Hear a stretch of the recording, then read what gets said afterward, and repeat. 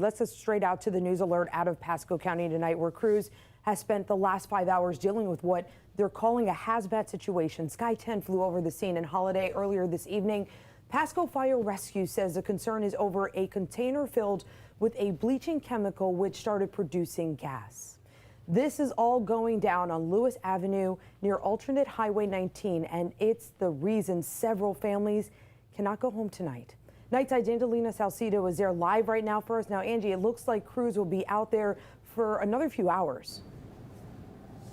Carolina, this has been a very fluid situation for Pasco Fire. Right now, they are waiting for a hazmat company to come on scene and actually remove this container because the chemical that's inside is so volatile. They have actually kept things under control and prevented a more dangerous situation. Take a look at some video from Sky 10 earlier today when they first got on scene. You can see hazmat crews trying to figure out what was happening when they first got on scene here in Holiday. That is very similar to what they saw as drones with thermal technology flew over the 55-gallon container and detected a chemical reaction. The reaction and smoke in the area prompted them to create a 500-foot safe zone that no one can go in or out of and evacuate any homes in a 2-block radius.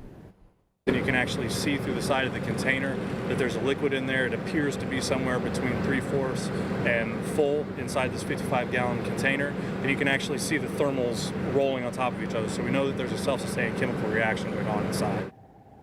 Now, they just flew over again and noticed that the container was still hot. Sodium hydrosulfide is not only volatile, but it's a hazardous material. Here's what we know about it. It's a reductive bleaching chemical and can be used for bleaching groundwood or stripping dyes from fabrics. The chemical decomposes when it's exposed to air, and if it's exposed to water, it actually turns into gas. And Pasco Fire tells me it's likely that that is what happened here because they did see smoke when they first got on scene.